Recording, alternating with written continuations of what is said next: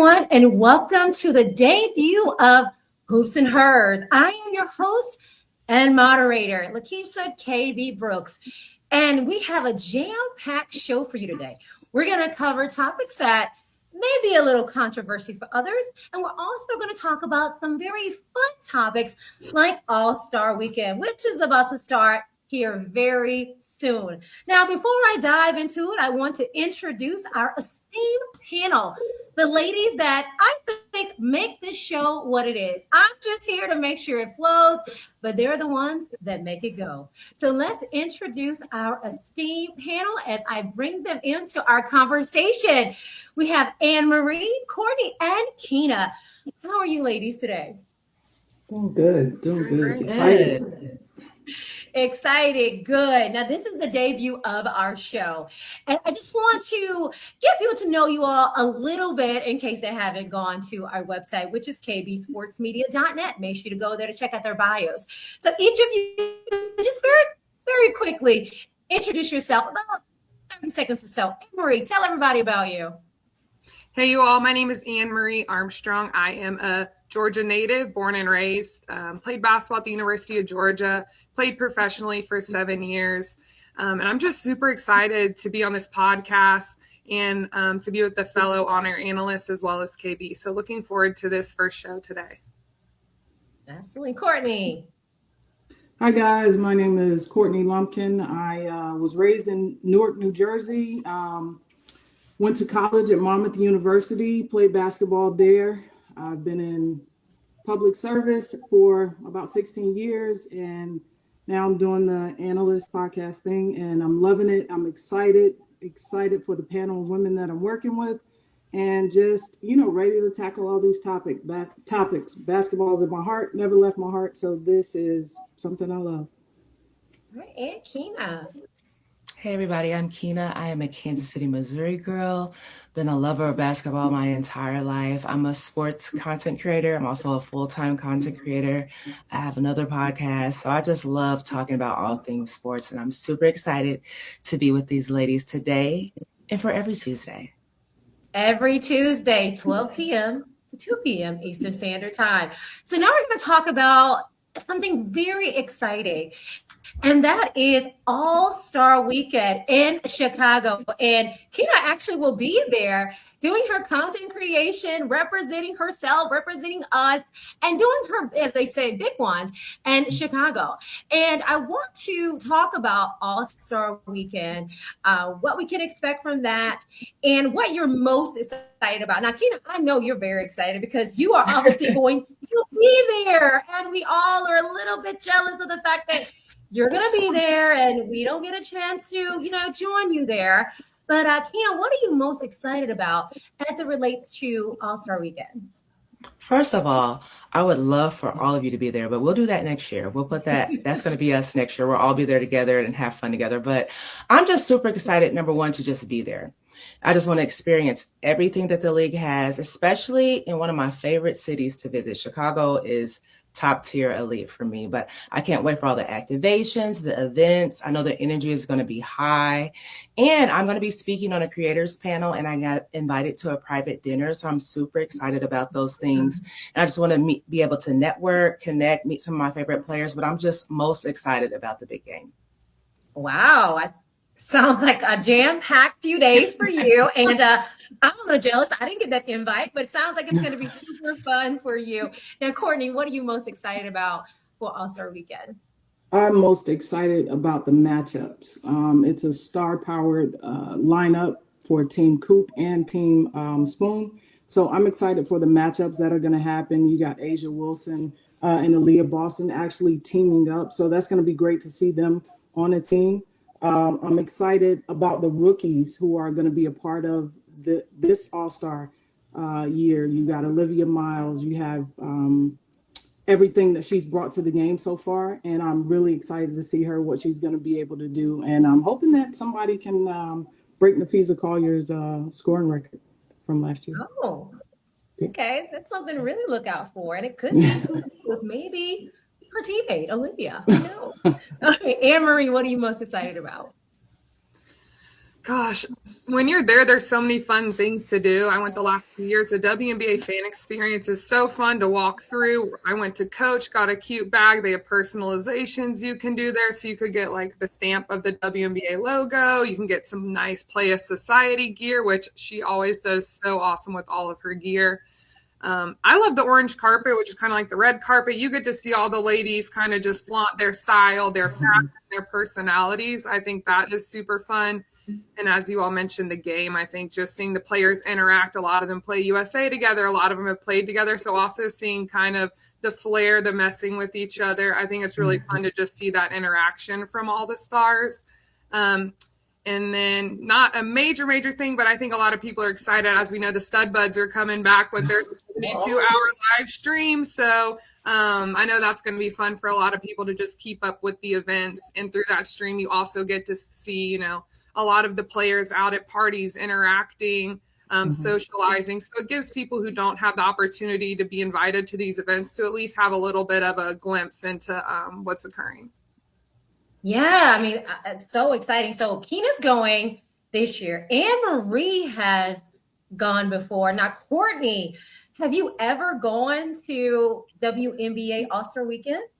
I have not made it out to All-Star Weekend yet. I'm definitely on the email watch list and looking at things. Yeah. So within the next year, maybe next year, just depending on the location and how things work out, I'm definitely wanting to go and experience all the things. I'm hoping it will be nice for it to be in Atlanta next year. So if it were in Atlanta, then that'd be perfect. Yeah, no, that'd be really great. So I have not been to WNBA All-Star Weekend, only NBA All-Star Weekend, and it was where in Atlanta. So to Courtney's point, I did not travel to see the men either. It was right here in Atlanta. I was 18 years old. I was super excited. So it will be nice to have that same experience with the WNBA as well. And so Anne-Marie, you talked about you've attended before. Now you are a former professional player. Did you go when you were in your playing days, or had you retired? I mean, because you're still pretty young. Had you retired? I've gone actually the last 2 years. So I went when it was in Phoenix, which was super fun. I love Phoenix, Scottsdale area. I think it's just beautiful. That one was super fun. My sandals almost melted walking around on the asphalt. So you got to be ready for the heat. But no, I think it's just such a fun event. I think, some players utilize it who are in the All-Star game as a little bit of a break to regroup, go see family. Some go to the All-Star game to support their colleagues. But I think it's just such an exciting thing to have in the middle of the season. Kind of marks that midpoint as well. So no, it's such a great time. And it sounds like Keena is going to be planning our next trip. Next year, we're all going to go. Yeah, we're all going to go next year.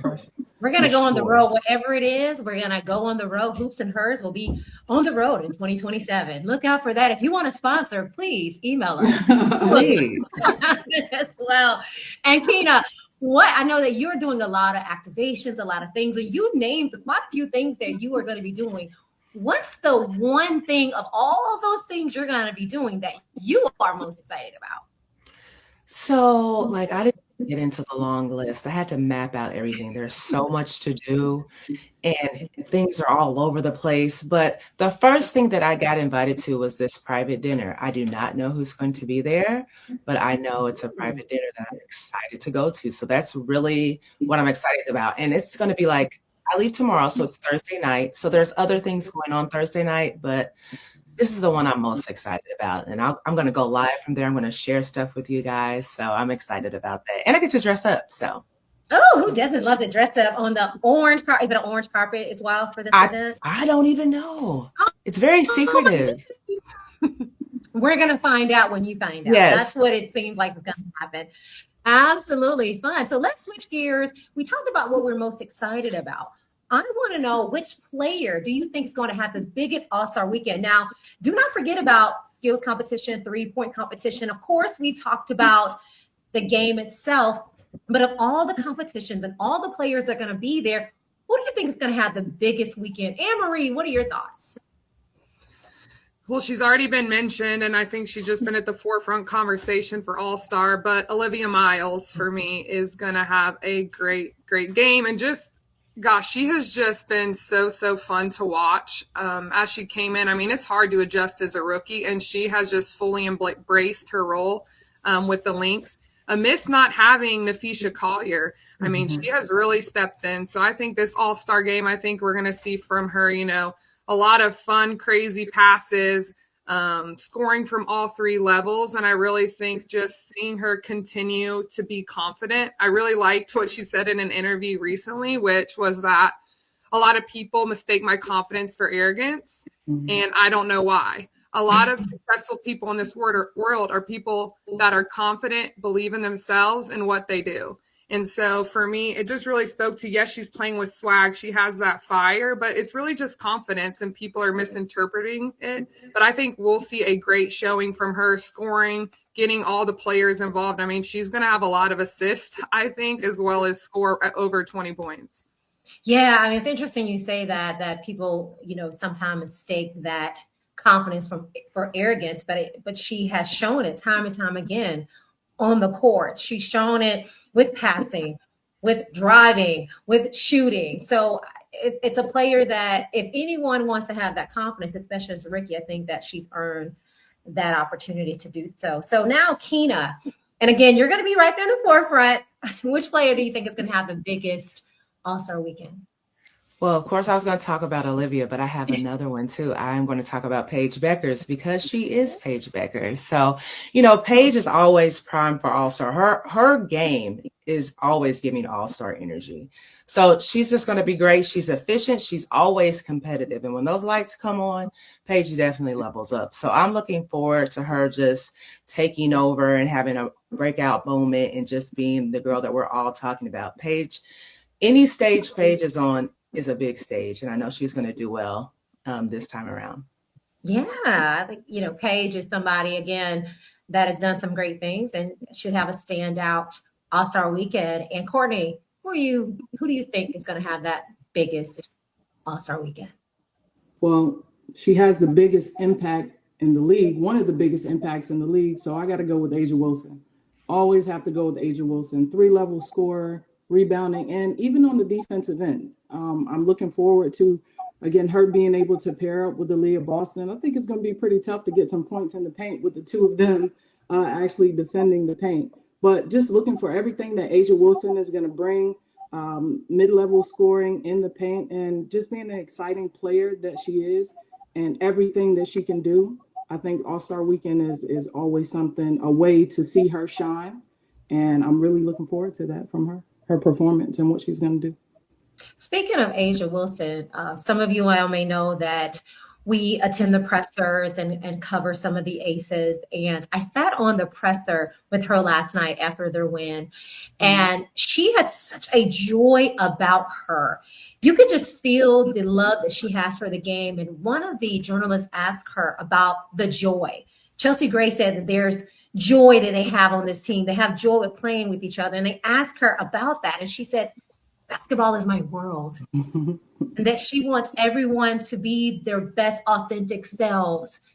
That's what we're talking about when we're talking about the face of the league or the biggest impact on the game. So I'm just curious if you all's thoughts to hear, even though you weren't in the presser, just kind of what I just shared about her saying that basketball is her world. So when he talks about where that joy comes from, it's because it's literally who she is and part of what she does every day. Keena, what are your thoughts on that?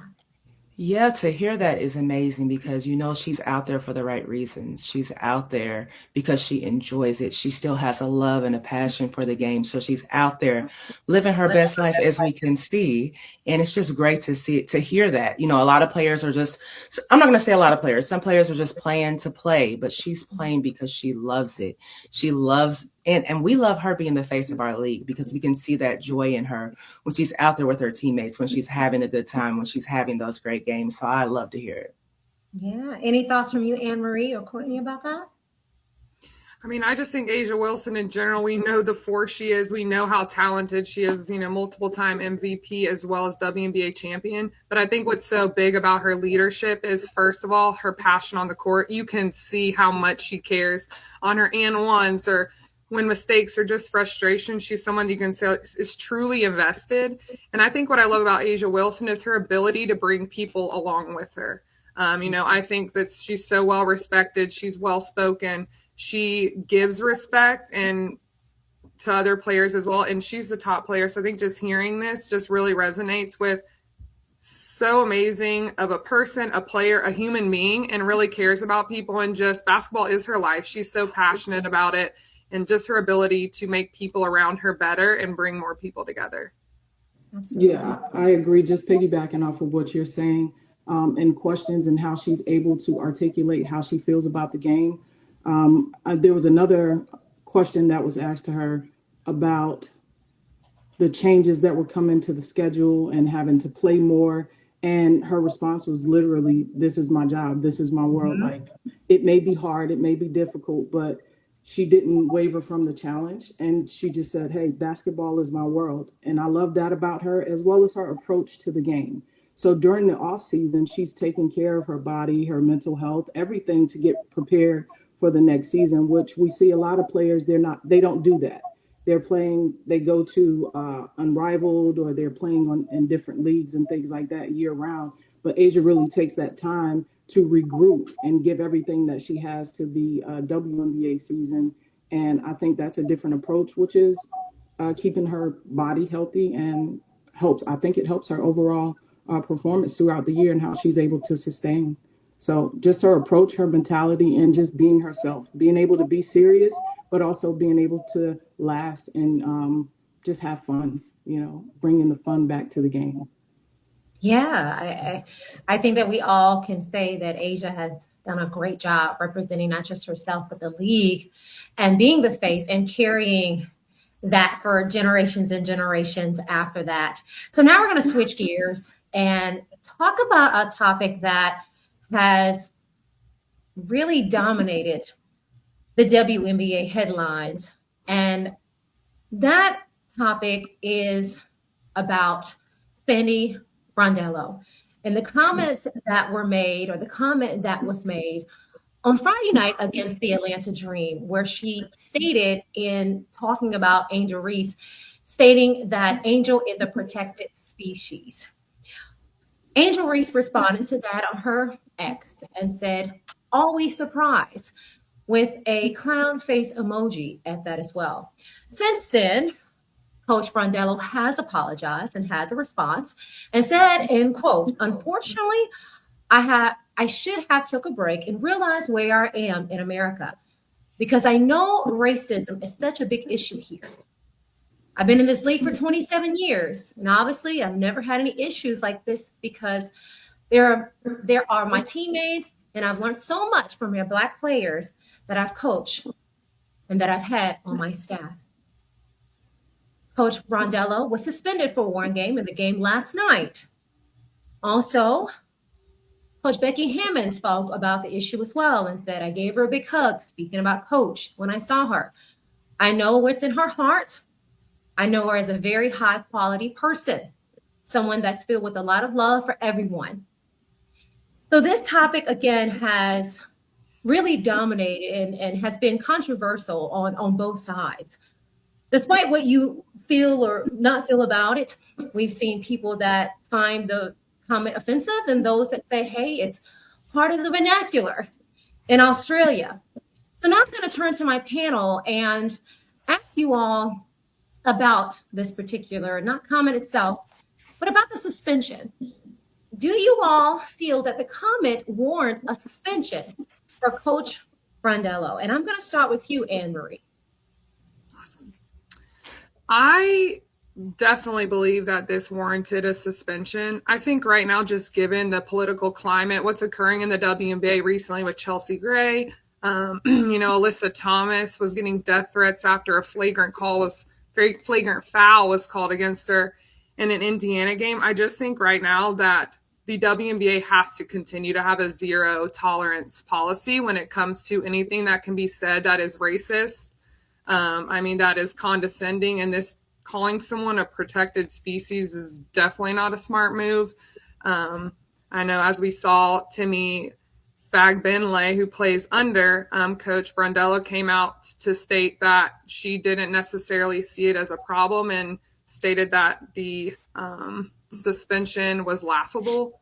I don't know if that was a good stance to take either, but I do believe that you have to have consequences for these kind of actions in a league that stands on equality, uplifting women, diversity, inclusion. Those things have to be at the forefront of the WNBA and has to continue to grow throughout.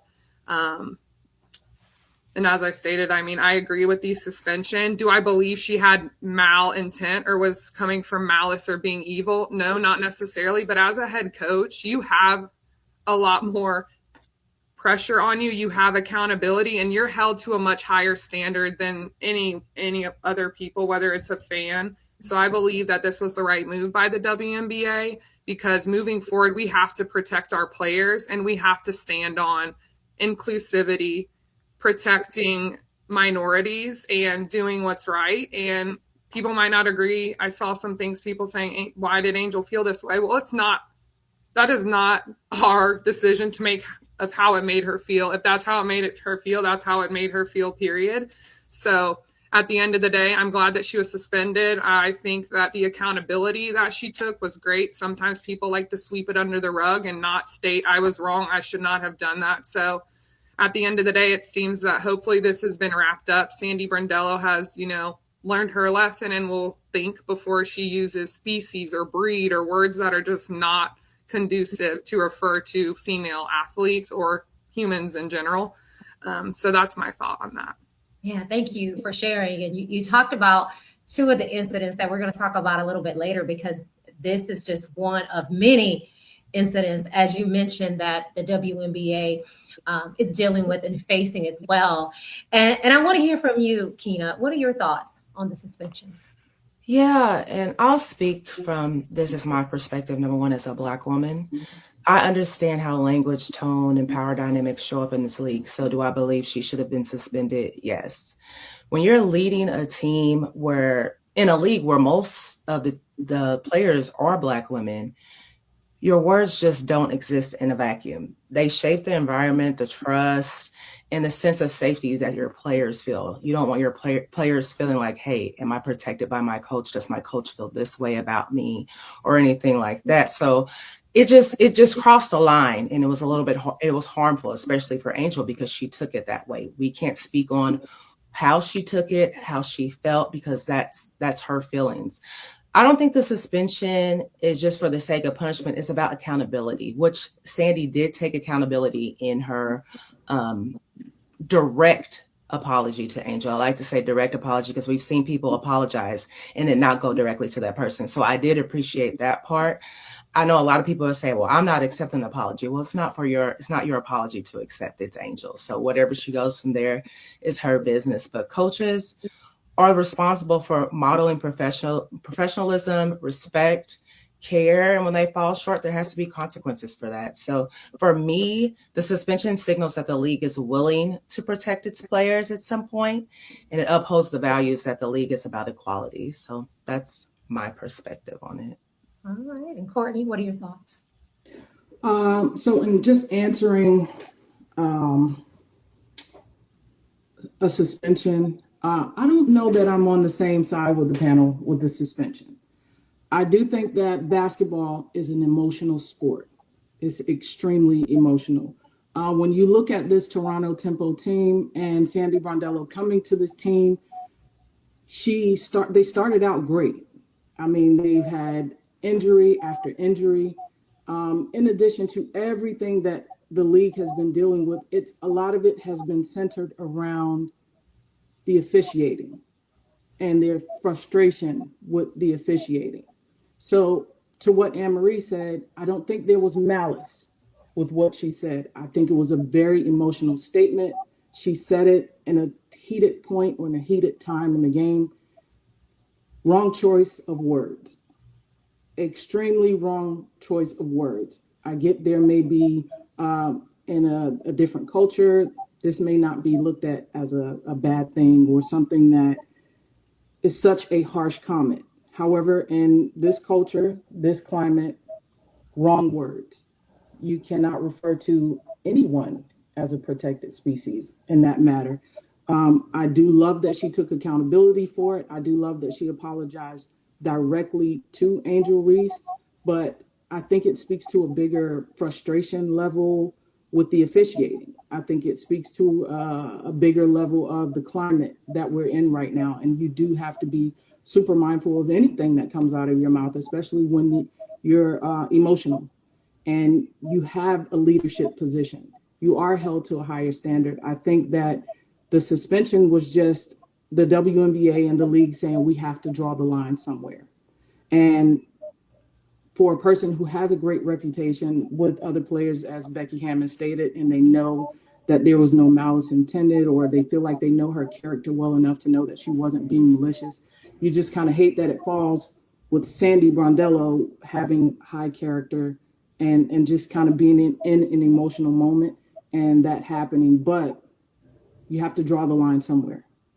You have to say, this is not okay. And the suspension for Sandy Brondello is where the W is saying, hey, we draw the line here. Yeah, I want to ask anyone on the panel, because I heard mention that different culture and whatnot, how much should that play a factor in the suspension? The fact that someone is using a different vernacular, and because that's what they're accustomed to, how much should that have played, or at all, in the suspension of actually being from a different culture? Anyone that wants to address that. I think it can be considered. I've lived in quite a few different countries, so I do understand sometimes there's a little bit of a barrier, or there can be things lost in translation, like it means this and the direct translation means this, but so I can see where that occurs, and I think it should be a little bit taken into account. But I still do think, you've been in the United States, as she's mentioned. She's been coaching in the WNBA. She is aware of the current political state, and feels like further diversion. Things are just seem to, from a racial standpoint. So I think it should be taken into consideration. But also, you are in the United States. You are in the WNBA as a coach, and as Courtney mentioned, you're held to a higher standard.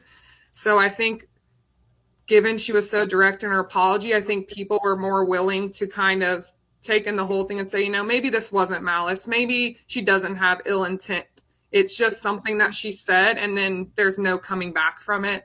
So I think that it's been handled. It seemed, Angel, I accept the apology. She said she's received so much support.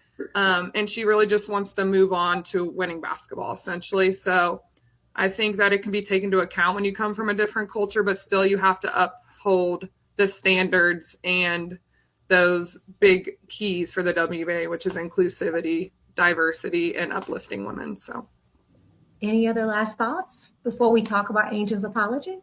Well, I'm just going to piggyback off of what Anne Marie said. Like, you've been here long enough. You know what's right. You know what's wrong. I don't believe that there was any malice behind what she said, because, like, she is not from here. They use different words in other countries. So I get that. But, the species word, it just didn't fit for that. And I get the frustration too with the officials. Like, I'm frustrated and I'm just a fan. So I totally understand that. But I feel like she did understand she was wrong. And that's why her apology came across full of accountability. So, you can take it into consideration, but you still have to have consequences behind certain things. All right, great. So let's switch over. We've heard mention about Angel's response to the situation as well. So I want us to take a look at the apology. For those that have not read it, we're just going to share here as well, just some of what she said here. She stated it's been overwhelming with a lot of love and other things, but I am grateful that the league took action regarding what happened. There's no place for discrimination or hate in this league from anyone, whether it's fans, coaches, or players. She later on goes on to say that she's grateful that they're able to move on from the situation and playing basketball. The WNBA is supposed to be positive. We're in a great place right now. And she wants to continue that and to move forward. So what are some of your biggest takeaways from Angel Reese's response to Coach Brondello's statement? And let's hear from Courtney first. The way I took her apology when I saw it is you could see the emotion, right? She was extremely emotional while she was talking about it, but it seems like something where she just wants to move on, right? It happened. There's so much going on in the sport that's positive, that's great, and it happened. And Angel bears the weight of a lot of comments, a lot of negativity, but she wanted to focus on the positive. And I think that shows the strength and the character that she has, that she wanted to accept what happened, but then move on in a positive direction, because things like that can really drag you down. As a player, mentally, it can become heavier, and it's contagious, right? It can then move into the locker room and create an environment that's not healthy for the team. And as a strong player, a strong teammate, the strong leader that Angel is, she didn't want to dwell in what was negative, because you have to move on. They had a game that night when she made the statement. You have to move on, or else it drags down the team. The Dream are in a very pivotal point of the season, and to focus on a negative comment could really drag the team down and put them in another slump. They just had one win. So I think her response was very mature. It was, I take the weight, I take the hit, I take the blow for the team, and we're going to keep moving on. And I'm going to just use this energy and put it on the court and play better. And she had a great game that night too. I like the word mature. I like that you use that, because depending on how it's received, as we said, like, we can't speak to how Angel felt, how she should respond. But depending on who the person is, they could receive it and respond in a completely different way. So I love that you use that word mature and say, hey, I'm going to put this on my shoulder and I'm going to let it move on so that we can play some really good basketball. And they actually did have the win. It was a close win, a very exciting game down to the wire during that game as well. So Anne Marie, what are your thoughts on Angel's response? Well, it's funny Courtney used the word mature, because my main thing that I wanted to say is I just really commend Angel Reese on her maturity and how she handled the situation.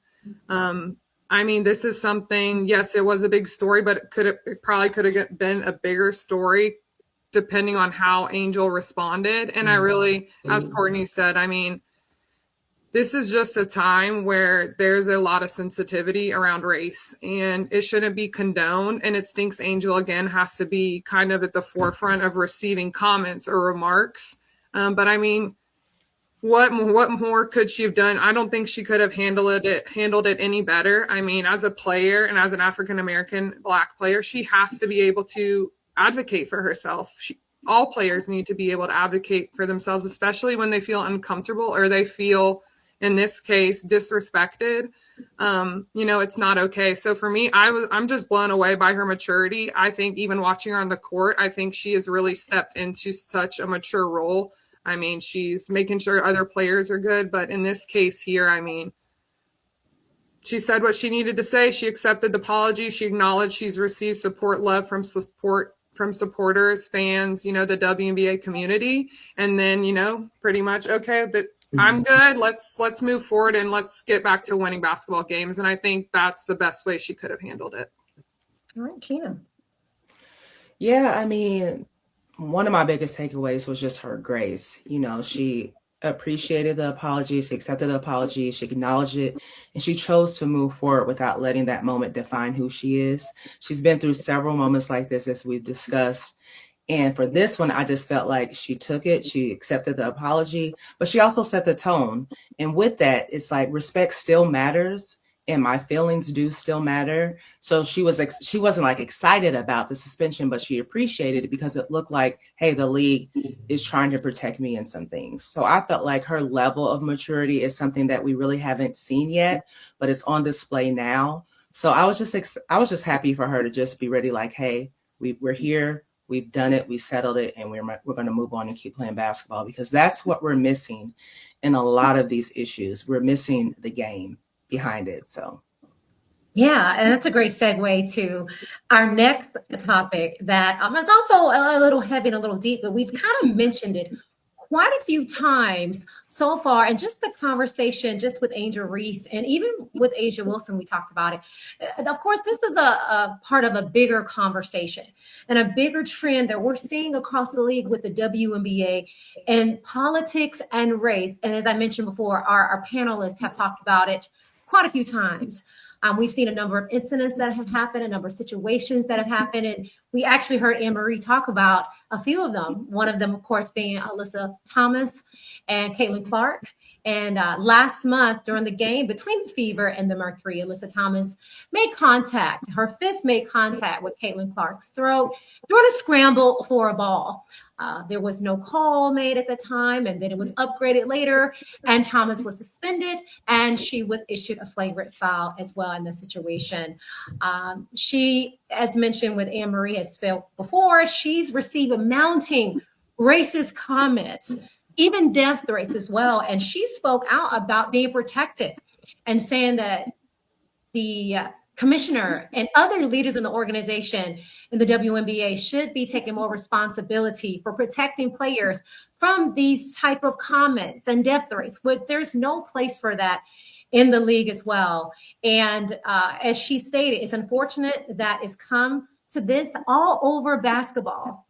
She said, all of us, including myself, didn't even know that play took place until after the game because they're making a basketball play. And I'm sure all of us, whether you played little league or even in professional level, you're scrappy, you go for a ball, and that sort of thing happens as well. There were also other incidents as well. And I think Anne Marie may have also mentioned that as well. And that particular one we talked about it with Chelsea Gray. And this was actually the screenshot of the comment that was made. And we blurred out the N-word because we don't want to share that here on our show. But this is what was said to her in an inbox and a DM and the disturbing message she receives. And of course, this person has been released from their job for making such statements as well. We also saw other things. I don't know if you all have seen Angel McCoughtry made a comment as well. And I'll share that for those that haven't seen it. And for those that are not familiar with Angel McCoughtry, she is the original Angel for The Dream and all-star, I think, WNBA legend in her own right. Definitely Atlanta Dream legend. And this is what she said on her thread, that she hates that the WNBA has become a black and white thing instead of a basketball thing. I saw some of the comments that were made towards Angel when she made the statement. Some supporting and others that did not support what she said as well. So there have been a lot of things. And the last thing that I'll highlight before I hear from our panelists is Commissioner Adam Silver. And Adam Silver is actually the NBA commissioner, but also works heavily with the WNBA commissioner and what he does. And he frankly said that the situations have happened, and he was speaking mainly to the Caitlin Clark situation, and situations, I guess, is become a political football in this country. And that's what he said, quote, political football in this country. So we have all of these situations that I spoke of, and of course the panelists have spoke of as well. And I want to go to you all because this is a bigger issue than just a comment about protected species or a comment about calling someone the N-word. It is a bigger problem that seems to be going on in the ecosystem for the WNBA. So I'm going to ask you all, and I want to start with you, Anne Marie. What impact do you think that politics and race have had on the growth of the WNBA and its identity? I mean, I think the impact has been pretty huge, and I think we're able to see that. I would start with, saying, first of all, the rapid growth lately. I mean, Caitlin Clark and Angel Reese coming out of college, I think that sparked a massive interest. But then it seemed that for some reason it was like the Caitlin Clark versus Angel Reese. And unfortunately, Angel Reese got painted a lot of times to be kind of a villain or just not in a good light when there's not many differences between her and Caitlin Clark. They're both competitors. They both perform. Basketball is, what they excel at. But I would say, more specifically, just speaking to opportunities, equal opportunities. You know, Caitlin Clark came in and she's had so many endorsements, so many deals. I mean, there's players on her team, Kelsey Mitchell, who is performing incredibly. I think she's had the 10 past games scoring over 20 points, which is almost the second most by any guard in WNBA history with that long of a 20-point plus. But I just think for some reason what's occurring currently in the United States, unfortunately, we have a president who has an agenda to further divide when it comes to race. And then it seems also in the WNBA with, unfortunately, Caitlin Clark's fan group as well. A lot of them are the ones that are sitting on their computer after games. It's the reason Alyssa Thomas, and her fiance, DeWanna Bonner, they also have kids. There's a family there, you know? So it's like, it's a lot of things going on. And how I really feel is that, the commissioner, Kathy Engelbert, she has to do more. She has to use her voice. You're a white woman over a league that is a predominantly Black, diverse group. She has to use her voice. And that's what white women, we have to do. We have to use our voice to continue to spread what is real, to speak on what is wrong, and to stand as an ally. And I think right now it seems like people who have the spotlight or the ability, not everyone is using that platform in a positive way that they could. I think Paige Beckers does a great job on speaking to African-American women, being supportive, speaking to, there are still inequalities everywhere in the United States. It's just some people prefer, who are doing well and thriving, they don't want to look at it because it's going to change things for them. But I just think the political stance in the WNBA, as well as in the United States right now, it's rough. And, it's 2026. I wish that I saw things continuing to get better, but it's really sad. And I'm obviously not a person of color, but I have a lot of friends and I've been in the basketball world. And I just really think it's sad to continue to see someone's getting a message. Chelsea Gray's getting a message from someone who works at a Hotel Grand Vacation. Like, dude, now you don't have a job. And, where the WNBA couldn't necessarily do something specifically to him, I think with that occurrence, as well as Alyssa Thomas occurrence, Sandy Brondello thing, it had to be a suspension. They have to control the people and the things they can control. And I would say politics has had has contributed a lot to the WNBA's growth, as well as the identity. Yeah. And Courtney, what are your thoughts? So when you talk about the impact that politics have, the thing that comes to mind is exactly what Chelsea Gray said when she mentioned, and people tell us to just kind of like shut up and play basketball. Even if that were the case, even if they were just playing basketball, there was a letter that came from Congress, I believe it was. I don't want to say the wrong thing, but the letter and the attention is coming from outside sources that address specific players and specific situations. And you just kind of wonder, like, well, what was the motivation behind that? Because that's not the first really physical play to happen in the league. The league has traditionally been a physical league. A lot of players talk about their rookie moments when they're welcome to the WNBA league, because it was a physical moment where they ran into a screen, they were fouled, something happened that spoke to the physicality of the game, that said, hey, welcome to the league, welcome to the big girl league, right? You're going from college, so welcome to the pros. And it wasn't a race thing. It's happened to everyone. There have been fights, there have been scuffles that didn't get the attention of Congress, that didn't get the negativity, like the threats to other people's lives and families and the hatred. And it's just like, what brings about this tone now is really sad. Like, to speak to what Anne-Marie said, it's really sad that it's not about basketball. It's not about the skill set. There are all these other things, whether it's a Caitlin Clark fan, an Angel Reese fan, or if it's happening either way, it's just sad that people have such negative things to say to players who are just going out trying to play and live in their passion, who are trying to provide for their family, and just still have a positive impact on the kids who are coming up. It's sad that we now have people who are sitting behind the computer screen or behind their phones and sending these hateful messages.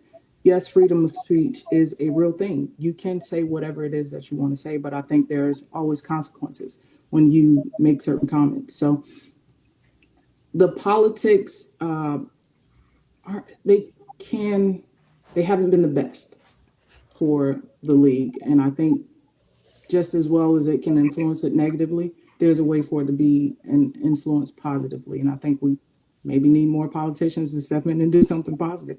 Maybe the league needs to do something different to counteract that. I don't know what the answer is, but I mean, there's always two sides to it. Yeah, it's always You can have always the other parts. balance. And it's funny that you talked about being basically initiated. You know, you and I joked. I remember going from middle school to high school, and I told you about the one girl that just gave this crazy. She just always did these crazy screens and pics, and you're just like, "Girl, what are you doing? We're on the same team." So it kind of reminded me when you said that, and we were both Black girls. That sometimes you remember that time when you were welcome to high school, college, pros, whatever that is as well. So great point, Keita. What are your thoughts? Wow, it from listening to both Courtney and Anne Marie, it's the same thoughts. It's really sad that this is 2026 and we're still dealing with this. It's really sad that this is the state of what our country is in, and it bleeds into basketball, which is supposed to be fun and exciting, and we're not getting that. We're getting mess. Like Adam Silver, I really, really want him to stay out of women's business and focus on his league. And Kathy really dive in and focus on what the ladies of the W need protection from. And I feel like that's being missed. And I just hate to see that. I hate to see what Chelsea Gray has gone through. That was completely unnecessary. And now this man doesn't have a job because you decided to be disrespectful to someone that has done nothing to you. And the fact that we have to see that and we have to watch these ladies go through these things, whether it's Angel Reese, whether it's AT, Courtney Williams dealing with someone that had something to say to her, even though Courtney's always going to clap back. So that really didn't bother her none. But it's sad that we have to deal with racial issues in sports. And right now, with everybody coming to watch the league now, with Caitlin and with Angel being there, it's not becoming fun for some people that really just want to enjoy the game. So I really wish it didn't play a part, but it's playing a real big part in the W right now. Yeah, it's interesting that you all kind of are sharing the same sentiments with this. I think that when we saw Angel and Caitlin come in, it did welcome in and usher in a lot of new basketball fans for women's basketball who never watched it. And I always like to say, we welcome you. We've been around for quite some time now. We're on year 30. Thank you. Where have you been, right? But with that, you do see some of the other things, the negative things that come along with that as well. Because you can just think about it, just from everyday people, we as people experience people that feel they can say things on your comments or in your inbox. Can you imagine how more amplified that is when you are an athlete or a celebrity or whatever you are and you're in the public life, where people feel they have the right to say that because they're a fan and they can say whatever and they're untouchable. And I will tell you, I've contacted jobs too before.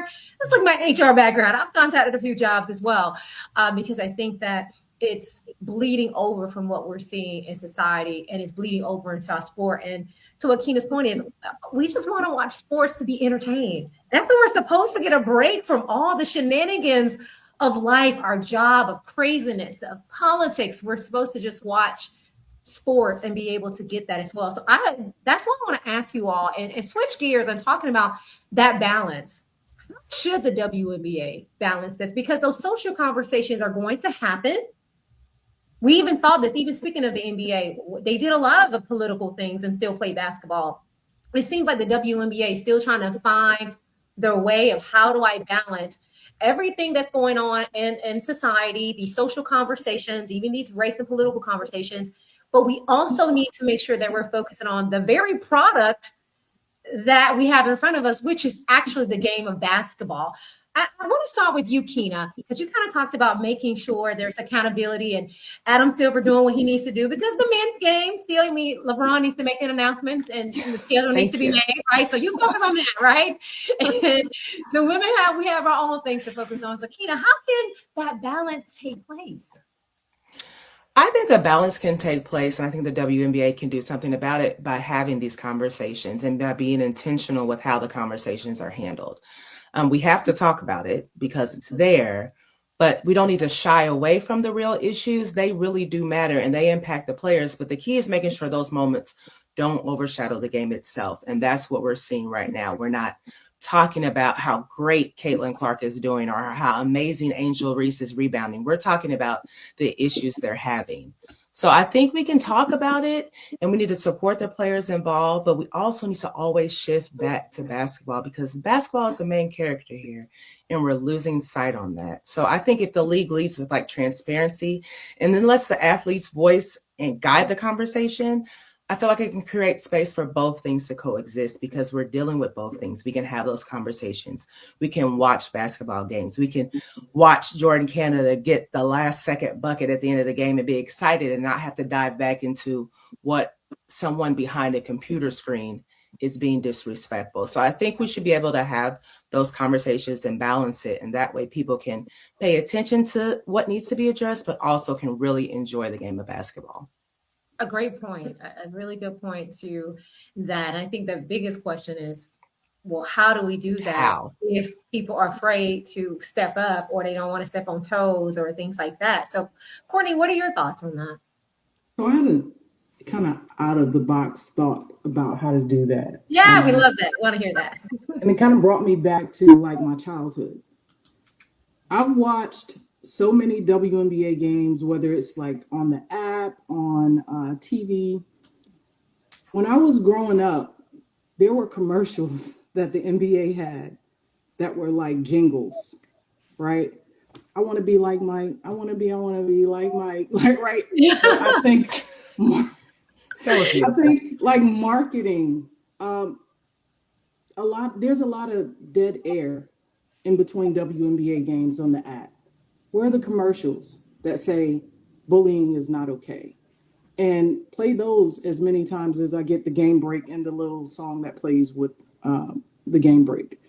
Let's have some more current highlights because there are commercials that show games from historic games, but let's get those things more recent of what's going on around the league and play those on rotation for advertisement.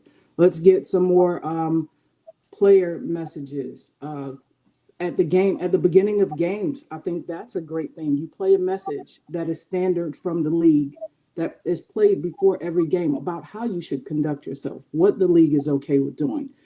You'll be put out of a game. Will like consequences if you don't behave a certain way. I think it's important to play those messages at the beginning of every game, and also put people in positions to enforce that. So commercials, marketing of, efforts that are being made, because I'm sure there may be some behind the scene things that are done, panels, forums, and things like that, but we don't hear about them. We don't know about them. So maybe some of the commercial spaces, hey, the WNBA worked on this initiative. We did this. We donated to this organization in support of, right? Everything, a lot of things is just time. How much time did you donate to the cause?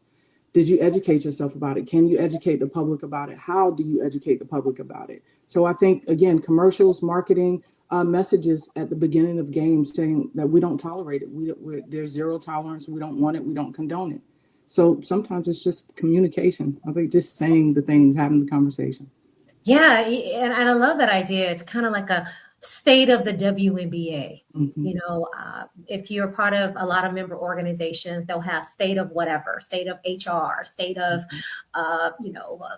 basketball or whatever it is.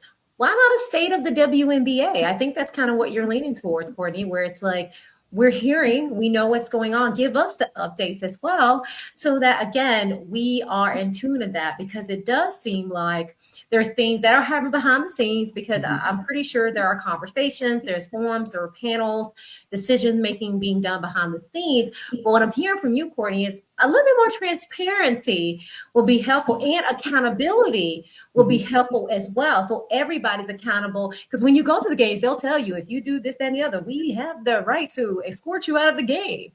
Those things are said as well. So I like what I'm hearing. I don't think it was that much out of the box. I think it was, to me, pretty obvious things that we could do as well. Now, Anne Marie, what are your thoughts? Well, I love what Courtney had to say, but I think with everything going on, having, as we've mentioned, like the WNBA commissioner, but speaking up, addressing it, but let's be proactive. Why do we always have to be reactionary? It's like something happens. Why, as Courtney said, why can't we have the WNBA, more Instagram posts, more things? The WNBA does not tolerate. We do not stand for. This is what we do stand for. You know, there's so many new fans. I mean, like you said, a lot of people just started getting involved watching women's basketball. I mean, it's phenomenal for the growth, but there's also an education point that needs to be made to these people of how do we act? How do we treat people? And if you don't, this is what's going to happen to you.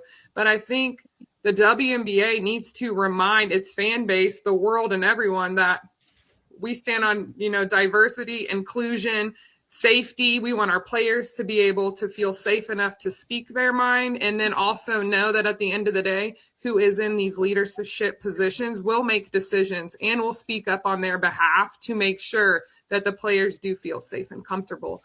And I think, honestly, I don't remember seeing anything recently that speaks to any of those topics that Courtney's mentioned. You know, it can be, instead of putting game break for 2 minutes on the screen on the WNBA League Pass, let's put a message. Let's have a voiceover. Let's have players. Let's have people who want to speak on this. Give them people an opportunity to use where there's so many lulls in these games. You can speak to it pre-game, halftime reminder, but it just doesn't seem to be communicated at all. And it's always a reactionary to something that happens that was not okay, that was not condoned.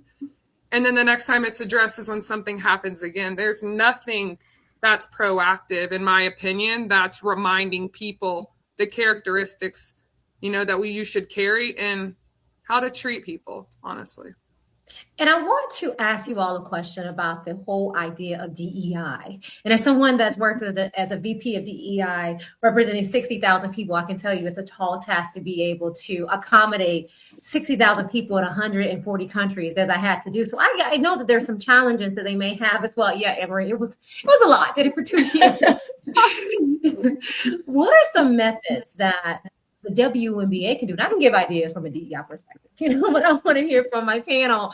What are some things they can do to make sure that the DEI efforts, the things that they're talking about, are actually proactive and not performative? They're not just doing things because it looks good or sounds good or whatever, but they're actually putting things in place to make sure that people feel welcomed. They're intentionally making sure that people are included. But one thing that I want to also ask you all is, how do they make people feel like they belong? That's the hardest of all of them, is how do players, fans, everyone feel as though they can belong in this ecosystem of the WNBA? And I'll start with you, Courtney, because you had a lot of great strategies as far as marketing communication. Well, what are your thoughts of how they can be more proactive when it comes to DEI and also the B in belonging? That's really tough, because where do you start? And I think a lot of times when it goes like, where do you start with a problem? You go to the data, to the information.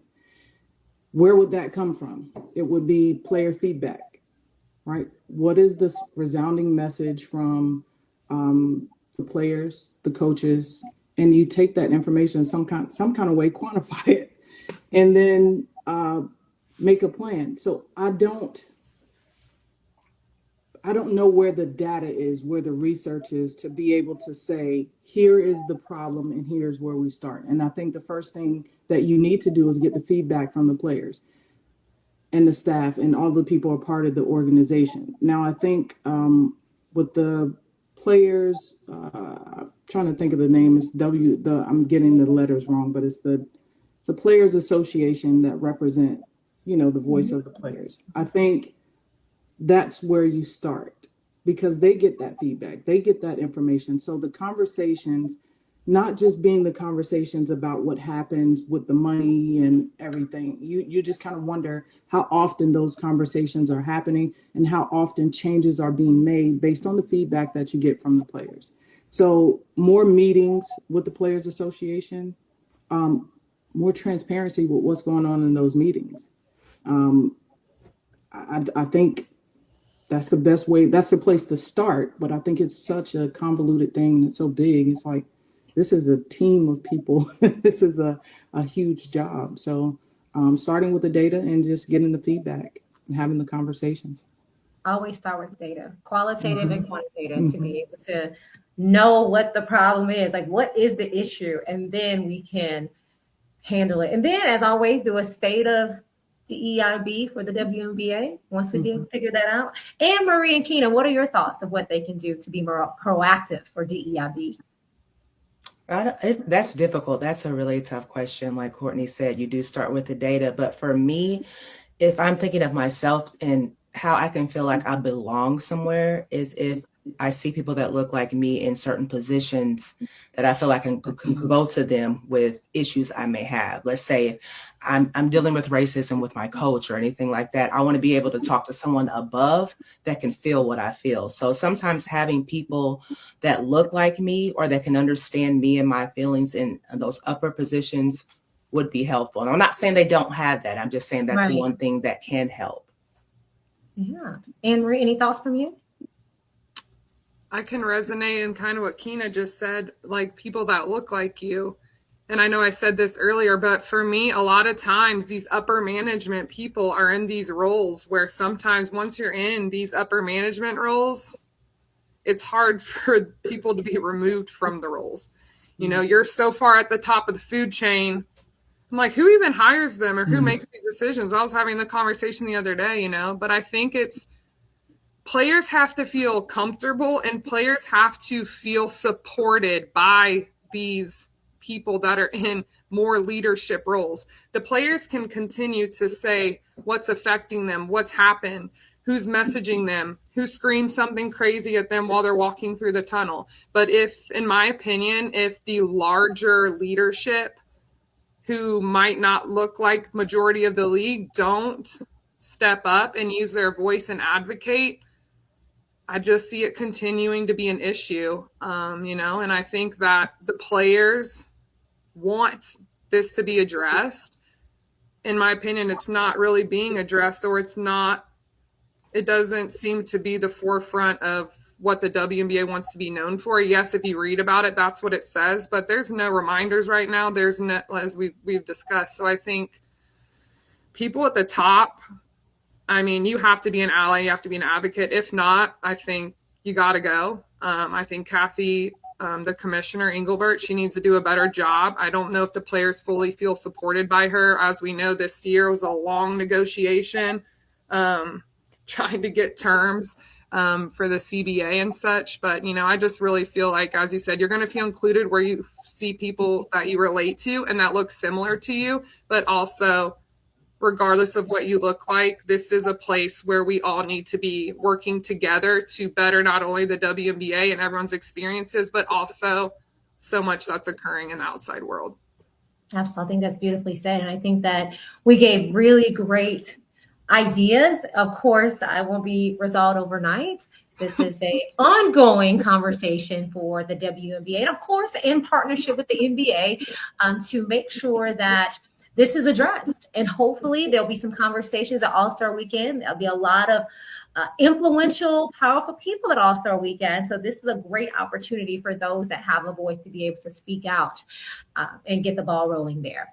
Let's talk about some report cards. Who loved report cards growing up? Anybody loved report cards? Absolutely not. I loved school. I loved report cards. And right now we're going to give some mid-season report cards out to a few teams. Now, I don't know if you all are going to agree on some of these teams, but we are now going to ask our panel to give out a report card, and we're going to give out some grades. All right, ladies. I want to know. You got to get two teams here. Which team earned an A? That should be really easy, right? And then which team earned an F? So this should be really fun to hear your thoughts and, of course, dive into why you think that. So, Kina, I want to hear who's getting an A and who's getting an F from Professor Kina. All right, let's start with the scholars of the league right now. And I'm going to give my A to the Minnesota Lynx. Okay. And the reason why they deserve this A to me is because it's been one of the most complete and consistent teams this season, and they're doing it all without their star player, Nafisa Kohler. So that makes it even more impressive. Olivia Miles, yeah, I already know how I feel about Olivia Miles. She has stepped in. She's poised, she's playmaking, she's aggressive, and she's playing like far beyond her years. Like she's been here for a while, and I like to see that from her. Courtney Williams, she continues to not only just bring the vibes to the court, but she has a steady veterans presence, and she brings toughness and leadership every night. And then Nia Coffey, she's been one of the most reliable two-way players in the league. All of their chemistry together, their identity is clear. They've shown they can win tough games. Watched one last night that they barely got past, but they got that W. And they're very disciplined. At midseason, they look like they're locked in and fully in control of where they're trying to go, I feel. Now, the F. The F is the Chicago Sky. And the Chicago Sky get an F because even with all the changes they tried to make by removing Angel, bringing in great players, the results look the same. And I really think it has to really do with the unseriousness of their front office. It seems to be and continues to be an issue year after year. And even if you're bringing in players like Skylar Diggins, who now has an issue with the Sky, you're bringing in Rakia. Now, Rakia got hurt, so I can't blame that on her or anything. But you try to reset the roster, and nothing has really shifted in a meaningful way. It's just too much inconsistency that's still there. Their late game execution is still an issue. They'll go up in some games, and then when it comes down to those final minutes, they can't get the W. We saw it the other night with Atlanta. Like, they came back from being down 22 and still took an L that night, even with Angel Reese off the floor. So on top of that, like I said, the front office it's just a disaster at this point. So it's just like looking at that when you're taking the team and when you're taking the front office, it's just not working. You add in injuries and everything else. It's just no change over the past couple of years. So that's why I'm giving the Chicago Sky an F. What would you think if I told you that the players are still very optimistic, or at least they say that in their pressers? They seem to be bought into Marsh's system and what he's doing. What would you say to that? I would say that I'm not saying they have to say that. I'm saying they are optimistic because they want to see change. So I feel like they are optimistic, but once after this midway point, we'll see how they feel a little bit later. I already know how Skylar Diggins feels. So we're just going to go from there. And I feel like maybe they are optimistic. They want to see better for the Chicago Sky. But right now, the math is just not mathing. I'm going to ask you another question. Do you think Skylar Diggins is going to play for Chicago again this season? I do not. I think there's more Skylar wants to say too. And I think she's going to end up saying it at some point. And then it's going to be like, okay, well, either she needs to go or she wants to go. So I do not think that I will see her suit up in another Chicago Sky uniform. Okay. So we're going to note it right here. July 21st, Kina said she's not going to play another game in a Sky uniform. Okay, Courtney, let's go to you. Let's hand out those report cards. I'm going to start right where Kina left off, and I'm giving that F to the Chicago Sky. But I'm going to say for a different reason. I feel like almost like they rage bait players. Like they come there with this promise of this facility, and we still don't see the facility. You get a star-powered lineup, right? You have Dejanay Carrington, who's on the bench. Skylar Diggins. You get vocal players, strong players, Natasha Cloud. And then you don't give them the things, or seemingly not giving them the things that they're promised coming to the organization. And then that's just going to create a bad culture. I think the one bright spot in Chicago has been their rookie who stepped in and played great for them. And I think that's just rookie energy, right? You're new. You just want to get out there and make a name for yourself and play hard and do everything. But that organization and everything that they're doing, it's just really bad. I think it's really bad historically. And at some point in time, when do you make the change or get to the root of the problem to make the change? Because a lot of talent is there and they have a lot of potential, and it's just really sad to see that organization not doing anything. My A is going to go to the Golden State Valkyrie. I think that what Natalie Nikise has done with that team is amazing. They're exciting to watch. The city is bought in. You have Gabby Williams and everybody on that team, Caitlin Chen, they know their role. They play hard in their role day in and day out. And they're just an exciting team to watch. So my A is going to go to Golden State Valkyrie, having almost 9-game win streak. They lost to Washington, but I mean, Washington is one of those teams that, they're having all the tough games. They're very close in these games and they have the potential to do a lot, but Golden State is a tough team and they're in the top 3 of the league right now. And yeah, I think they're going to be a big part of the conversation later on in the season. Yeah, and I want to ask you about Chicago as well. You mentioned about a rookie, and I'm assuming you mean Sydney Taylor, because they also have Gabriella Hawkins as well. That's also a rookie there. And so what are your thoughts on that young core? Because Camila is also still very young as well. So they do have very promising young talent there in Chicago. What are some of your thoughts on that young core that Chicago has?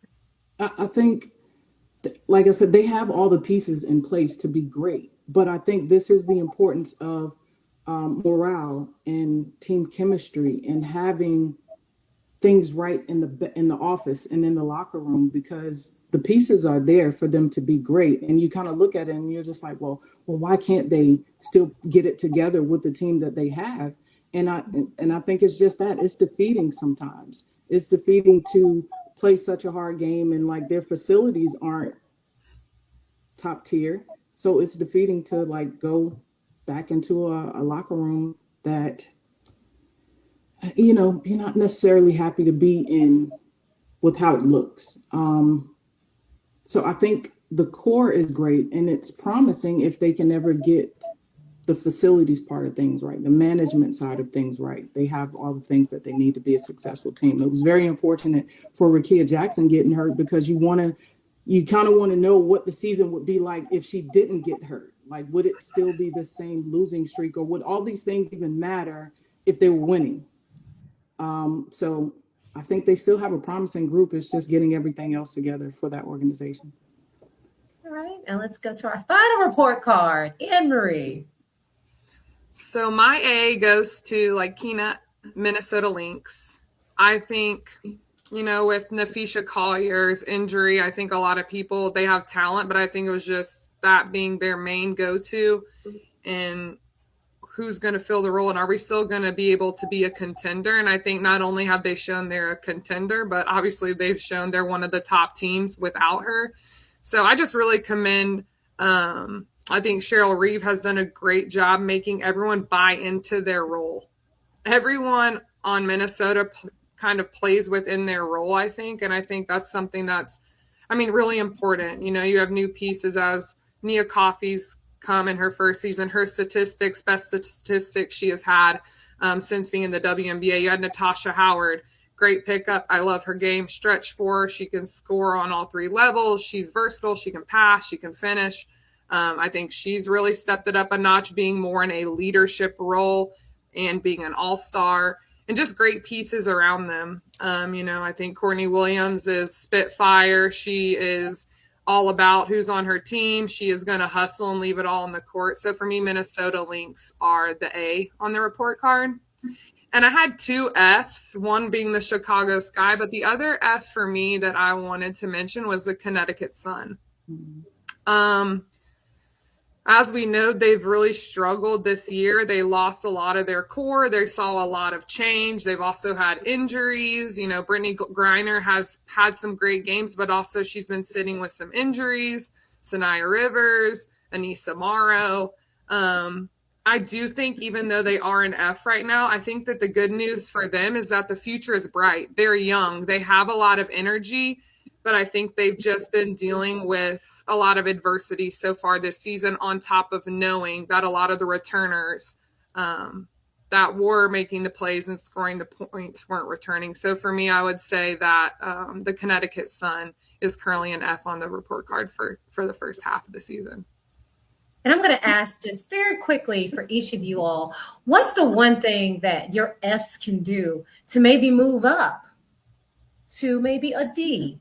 One thing very quickly your team that you pick for an F could do to move up.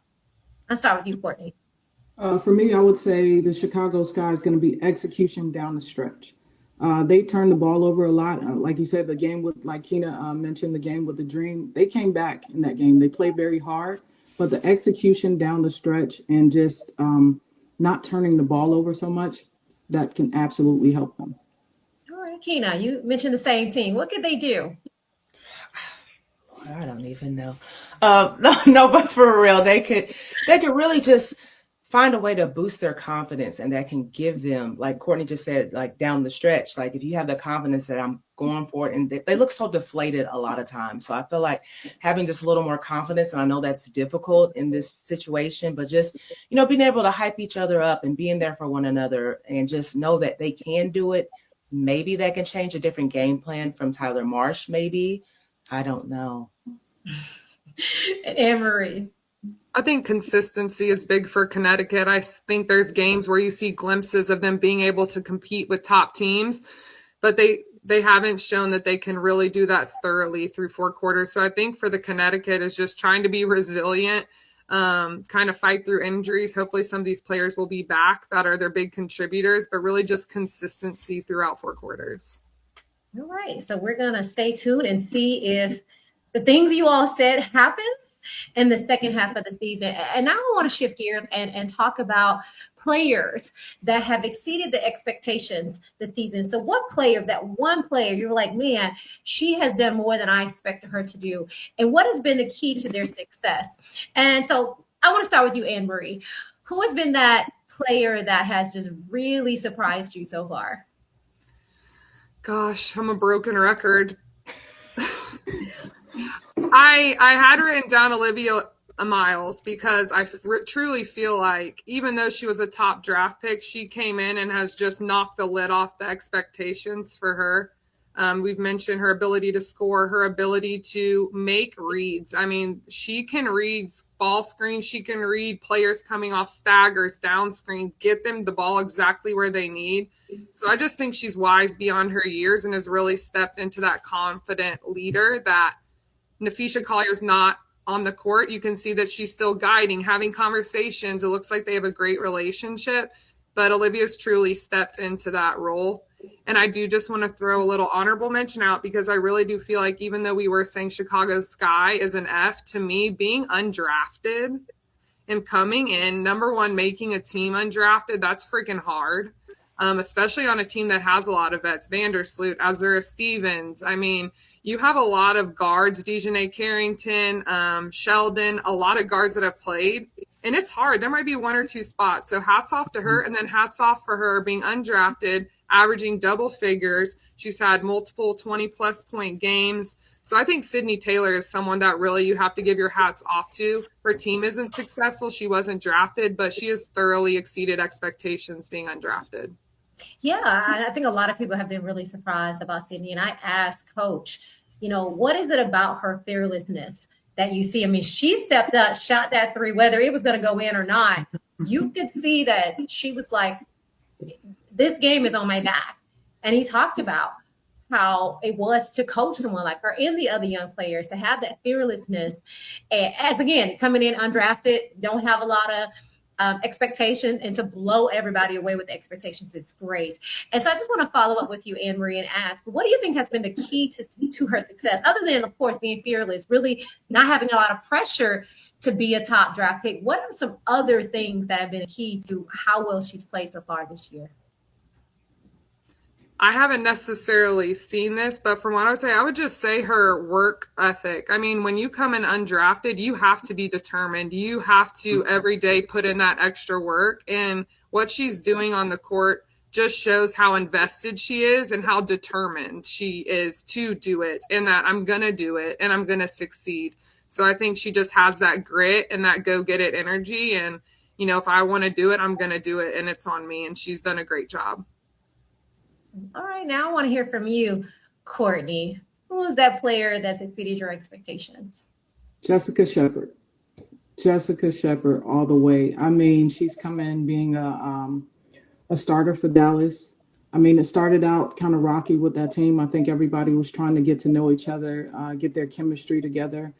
They had a new head coach, a bunch of new pieces coming into that team. You got AZ Fudd coming in, Jessica Shepard, and just trying to find what role, what blend of team players work, and then finding her role. She's just done a great job rebounding, defending. I think she's had 3 or 4 triple doubles already this season, which is great because she's doing everything that she can to help her team be successful. When you're playing with Paige Beckers, Arike, and AZ, you've got talent around you. And I just think what this team is doing right now is really amazing. They started, like I said, they started out rocky. They're moving up the charts. And I think they're top 5 right now in the league. And I think they'll make a playoff run this year. Right. And just because I think a lot of people have been surprised by her, of course, making All-Star selection as well. Very excited to see what she does All-Star weekend as well. Keena. I'm going to sound just like Anne Marie. I'm going to sound like a broken record because my star is Olivia Miles. Like, she's exceeded expectation because she is a rookie and we weren't 100% sure if what she did at the collegiate level would transfer over to the pro level, but it's like beyond everything. I feel like her key to her success for me is her basketball IQ, her pace control, her confidence mainly, because that's what I really see when I watch Olivia Miles. I see the confidence just exuding from her when she's on that court. And I feel like, unlike Drake, she's here for a good time and a long time. I feel like she's going to always be that girl that we're watching. Like, she's averaging about 19, 5, and 6 per game, plus shooting at almost 50%. So she is the one for me that has really exceeded my expectations. And then I also did have Sydney Taylor as honorable mention as well. But we've already talked about her and she's doing amazing. And I didn't know much about her, but when I started watching her and I watched how she moved up from like not playing at all and then getting into a starting position, even though it's due to injury or whatever, she is owning that court. And I really love to see her shine. And I'm going to throw this question at you all. You can answer if you like. Is there any player that you're a little disappointed? You wish you saw more of them, or you had higher expectations for them, and they haven't shown you what you thought you would see this season? Anyone want to share with that? I'm looking at Courtney. She's kind of thinking a little bit. Is there anybody that you can name? I would say Arike. Right. I would definitely say Arike. I'm looking like she's kind of finding her role with the group, but I kind of wanted Arike to have more of a leadership kind of role. It seems like she's playing off of Paige and AZ a little bit more, and Paige is taking more of that point guard role, which I completely expected Arike to kind of own that. But I think she's been inconsistent, and some of the big shots down late in the game, I'm looking for her as the veteran to take those shots and to execute and make the shots. But the consistency with Arike and her shots is just, that's been a little disappointing for me because I know what she's capable of doing. I know that she's capable of absolutely dropping 25 points, 30 points in a game, and also distributing the ball. So you just kind of wonder, like, you want her to have that breakout game and that breakout leadership role on that team, but it just doesn't seem to be happening. And that's kind of disappointing for me because as a veteran, I thought she would do that. But do you think she's also understanding her role and saying, you know what, I don't need the breakout game. I am now in a place where I see we're winning. I've accepted that my role has changed a little bit. Do you think a little bit of that plays into it as well? Yes, yes and no. I think that she could just be performing better. I think she could just be more consistent with scoring and things that she's bringing to the team. And because she hasn't been, it's kind of been like a default thing. Like, all right, well, I see Paige is a lot more consistent, AZ a lot more consistent, and I just kind of have to falter back and learn this role now. I don't think that was something that she was like, well, okay, I'll give this up. I think she was kind of forced to a little bit. Got it. Okay, makes sense. All right, Keena or Anne Marie, anybody that you're expecting more from this season? I was thinking Lauren Betts was going to have a little bit more of an influence over the game. I think just given her height, her success with UCLA in the tournament, I think that I saw her having a little bit more of a role. But I think we have to take into account, I mean, you're playing behind Kiki Iriafen and Shakira Austin, who are seasoned vets who have shown they belong. So for me, I think just not seeing Lauren Betts in the mix and on the court as much as I was thinking, just given her height and how she competed and performed in NCAA tournament as well as for UCLA. Do you think that it's just kind of knowing her role and understanding that and understanding how she can fit in, or is it more of a developing thing? She's still trying to develop to get acclimated into the WNBA, or a combination? I would say combination. I mean, I think the speed of the game, when you're a big post, sometimes, laterally you might be a little slower, especially given her height. So I think it is a little bit developmental. I mean, we see glimpses in the game where she is finishing, she is rebound, but I think it's development, consistency, and also just kind of knowing when you're out there with what is your role. You don't need to be taking a lot of the shots given the rest of the roster with Sonia and the other big post players, but I think it's a little mix of both from a developmental standpoint and, truly embracing your role and what the Mystics need from her. Now we've been talking about players. We've been talking about team. Now it's time to talk about the coaches. It's still in our report card. And I want you all to think about who is that coach that's probably on the hot seat. We've heard a lot of buzz, a lot of things that have happened in the first half of the season. And Anne Marie, I want to start with you. If there was a coach that you feel was on the hot seat going into the second half, who would that be? I think given the report card grade that we all kind of agreed on, for me, it's Tyler Marsh with the Chicago Sky. In my opinion, looking at his roster and the amount of veterans he has on the team, very seasoned veterans. I mean, as we mentioned, Skylar Diggins, Courtney Vandersloot, Elizabeth Williams, and Natasha Cloud, Rachel Bain. There's a lot of veterans on this team.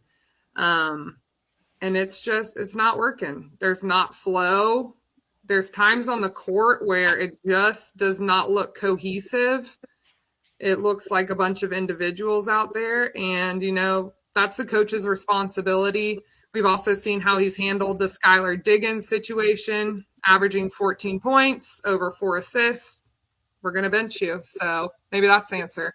I don't think that was a great decision. I don't think really how he answered questions on it and addressed the issue was great.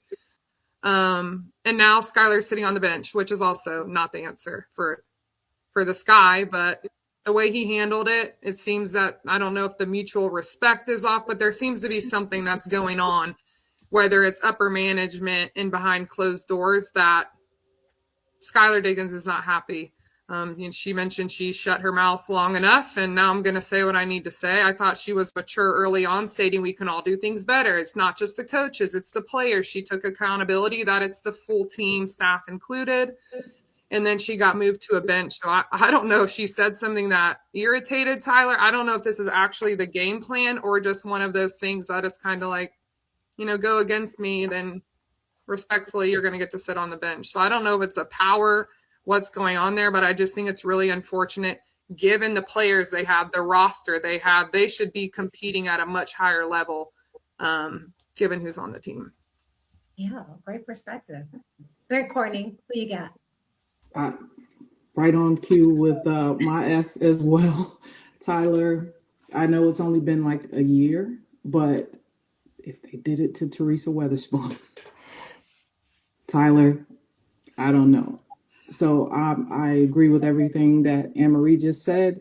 That move with putting Skylar on the bench, that was tough. That's tough to watch as a player, a former player, as someone who knows that she's expressed that she's competed, she's done everything that they've asked her to do. There was just no real good explanation for him putting her on the bench like that, other than the press conference that occurred where she made the comment about, I don't know, that's a Tyler decision.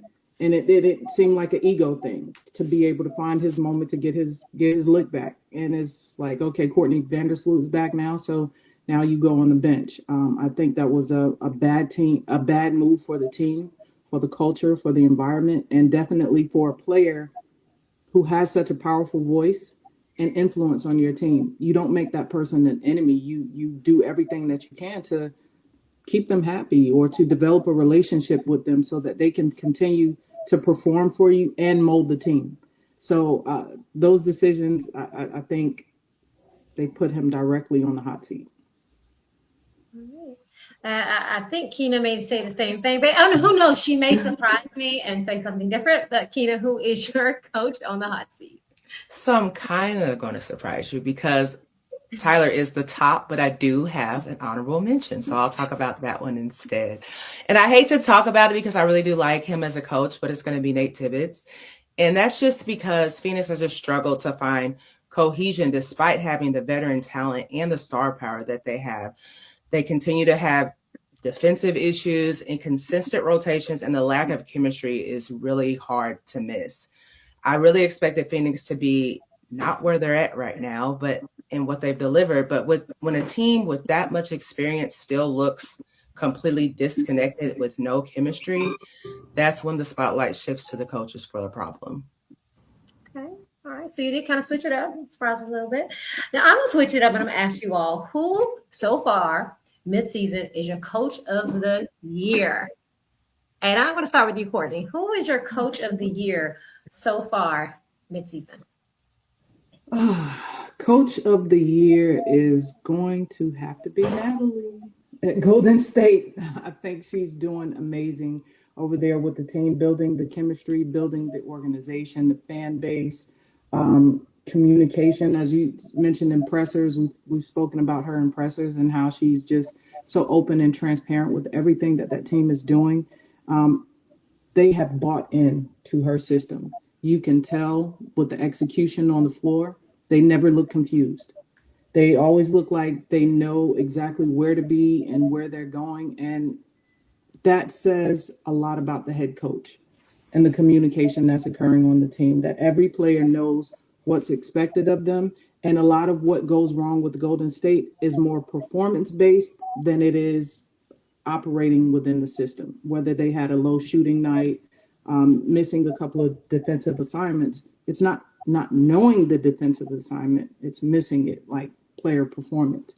And I think, again, that speaks a lot to the system that she has there and the players being able to be their best selves within the system. And I think that goes to Natalie all the way and her staff. And the staff. It's a collective. Yeah, because it's a team. It's always a team. It's never one person. When you have an organization like that, it's not one person that's making that happen. There's her coaching staff, her assistants, all the way down to the trainers and even some of the water personnel. I think an organization like that, you can see it that everyone is bought into that system. And it's a beautiful thing to watch. All right, Keena. I'm going to go with Cheryl Reeve. And I'm going with her because the players just seem like they're having a good time. Like anytime they get that W and they step on that court in sync doing the electric slide, I know they are having a fun time. But I was in a presser with her preseason. And even though it was a preseason game, she really spoke about the things that her team needed to work on right away. So she means business. I feel like she respects her players. I feel like she protects her players. And as you can see, like they're getting A's from us. And I just think they're doing an amazing job. And she is one of the main reasons for their success. I want to ask you, Keena, about Coach Reed get a lot of flack, her and Becky Hammon, about complaining a lot about the officiating. How do you think that plays into her being such a great coach, her and Becky Hammon? Even though people say they complain a lot to officiating, how does that resonate with you as someone that says she is a contender for Coach of the Year?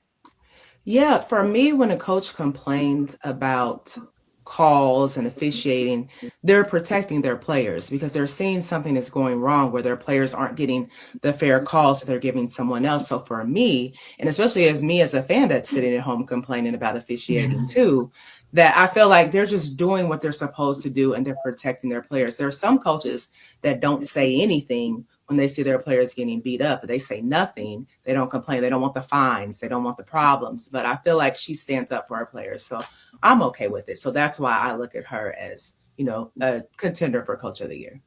All right. Anne-Marie, who's your Coach of the Year so far? My Coach of the Year was Cheryl Reeves as well. I think we've already spoken to why they got an A on the report card. Obviously, we know Collier is missing, but I think she does such a great job of getting her players on board. Her players bought in. They really seem to just rally around her. I also think she's an advocate and an ally. I think she's someone that the players feel safe. They feel like she has their back. I mean, there's been times where like inclusivity as far as the LGBTQ, we want to win for the gays. So I think she just has a little bit of that fun.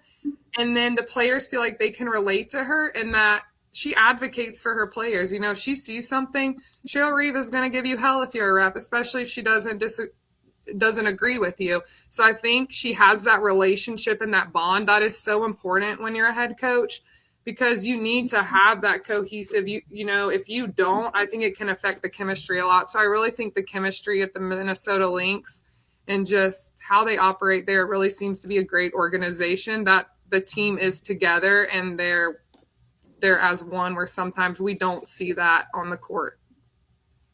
Yeah. And Courtney, I know that you said Golden State in that coaching staff. And so I just want to ask you all about the other coaches. So Anne-Marie and Keena, what are some of your thoughts on Golden State and the coaching job that's been done there? We can see it in the way that they are shelling out these W's. And again, just like Cheryl, I feel like they love being where they're at. They're enjoying playing the game of basketball. They're having fun. So I feel like she's doing a great job too. I mean, those are two that I could see winning, honestly, Coach of the Year. It could be co-coach of the year. Yeah. Who knows? We don't want no ties now. Someone better win. Anne-Marie, what are your thoughts? I was just going to say, I think they have a lot of similar attributes as far as where you see a team rallying around them and them having an environment where it's fun. We're going to work hard. I'm going to be an advocate for you too. But it just really seems like the chemistry is really flowing for the Lynx and the Valkyries right now. All right, Courtney, what are your thoughts? Oh, and I'm sure you love Cheryl Reeve as well. What are your thoughts on her? Cheryl does things for the gays. Of course, we love Cheryl. But I think same thing, that they mirror a lot of good principles. I think Cheryl's a lot more hard-nosed. It appears to be a lot more hard-nosed and strict than Natalie in her approach to things, right? You don't really see Natalie yelling at the refs too much, not intently, but just kind of different in their approaches that way. But I think the biggest difference is, what was the question? Why you would argue that Cheryl would also be Coach of the Year? Well, everything that the chemistry, everything that Minnesota has done, being able to bring in pieces, because Minnesota also lost some big pieces as well with the expansion teams. They lost a lot from that team. What was their core identity? So being able to get new people in on the team and then quickly get them on board as well with the Living Miles and losing, I think Bridget Carlton was a huge piece of what Minnesota was doing last year. Natasha Heidemann, and being able to pick up right where they left off and still continue to look like a cohesive team, a cohesive unit. very important and speaks to her system and how it works and how she's a great coach. I'm going to ask one more report card. And I don't, this may be an easy one for you all. I don't know. But this one is, who is your MVP this season so far? All right, Courtney, who is your MVP? Asia. That's an easy one for me. Asia Wilson. I mean, everything that she's able to do, averaging about 25 points per game, rebounding. And the Aces had a lot of transition with their team as well, dealing with the Kennedy Carter thing and still keeping that core identity of that team and her being the leader and handling that so gracefully. I think it's like, yes, Asia again. Yes, because of everything that she does. She's expanded her game every year. Defensively, she's always a presence, scoring on all three levels, and just the leader that she is. You can't say enough about Asia Wilson, what she brings to the game day in, day out, and her leadership on the floor, her voice off of the floor, and just being an awesome, all-around awesome person. And you know what she said about a 3-point shot last night? She said it's growing. So don't let her really start to throw that in her game. I mean, it's going to be like she's already unstoppable, but if she starts to get that solid 3-point shot in her game, watch out, WNBA, right? Yes. So, Anne Marie, who is your mid-season MVP? I'm going with Asia Wilson as well. I think our rookie Olivia Miles could be a contender for the first time since Candace Parker. But I do think that right now for me, it's Asia Wilson. I think she's a leader, not only on the Aces, but a leader in the league. I think she's someone that carries herself with grace and continues to speak up when need to speak up about matters, and also just leading her team. She can score any way you want. She's on the opposite block, help defense. All of a sudden she's blocking. She's all over. Her IQ on the defensive end, just her ability to alter shots, her presence in the paint.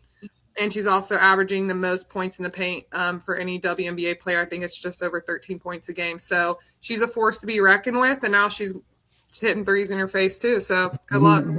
Right. Good luck, everybody else. Keena, you may surprise me. I'm not going to surprise you because it's Asia Wilson. Both Anne Marie and Courtney both had great points about her that I completely agree with. Her poise, her grace, how she is on and off the court, how she dominates at both ends of the court. She is just like, her eliteness is unmatched. She's a person that people actually like, which sometimes is rare. Like, she's at the top of her game and people still love her. They still want to learn from her. So she's doing amazing things. I can't go away from Asia at all. Her and her tambourine are my MVP right now. The tambourine. Now, I did hear a name that was thrown out as a possible. Anne Marie said Olivia Miles could be a candidate as well. And so I know that the panel loves Olivia Miles, what she's done this year. So what campaign, if possible, would you have for Olivia Miles being a candidate for MVP as well so far this season? Courtney, I know we talked about this a little bit, but what would be your campaign for Olivia Miles? I think, she would just really, if they won the championship, I think that puts her right up there to say, we can't deny her this.